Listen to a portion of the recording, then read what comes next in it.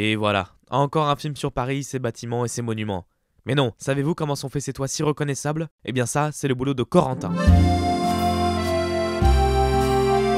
Déjà, faut pas avoir peur de la hauteur. Ça reste un métier qui est un peu dur et physique. On est contraint aux intempéries, tout ce qui est temps, le froid, la chaleur, le vent, l'humidité. Donc c'est pas facile, mais la passion passe avant les contraintes. Donc, je m'appelle Corentin, j'ai 27 ans et je suis couvreur à Paris depuis 7 mois environ. Nous sommes aux Invalides, monument qui est en pleine restauration.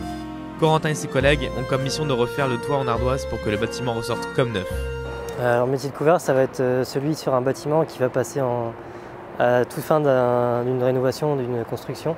Ça va être celui qui vous met à l'abri en fait. Alors ici aux Invalides c'est un peu particulier parce qu'on est sur un monument historique. Du coup on emploie les méthodes à l'ancienne avec des matériaux qu'on est obligé de respecter. Ici on utilise de l'ardoise qu'on pose au clou cuivre, du plomb et du cuivre notamment pour les chéneaux. On va venir poser notre ardoise au clou sur notre volige.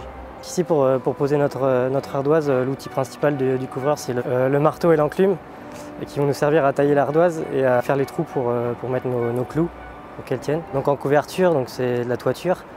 On va utiliser toutes sortes de matériaux. Ça va faire partir du zinc, du cuivre, du plomb, de l'ardoise, de la tuile dans certaines régions. Et tout ça diffère justement en fonction des régions partout en France. On recherche beaucoup de monde. C'est un métier qui est quand même très demandé. Et je trouve que c'est quand même hyper accessible. Et c'est super avantageux. Franchement, quand on voit tous les jours les vues qu'on a de notre patrimoine, de travailler sur des monuments, des monuments historiques ou des bâtisses qui datent d'époque, c'est quand même une chance. Voilà, on sait très bien que les voyages forment la jeunesse. Plus on voyage dans les pays étrangers, plus on apprend les cultures, les coutumes, etc. Et c'est un peu pareil pour le métier.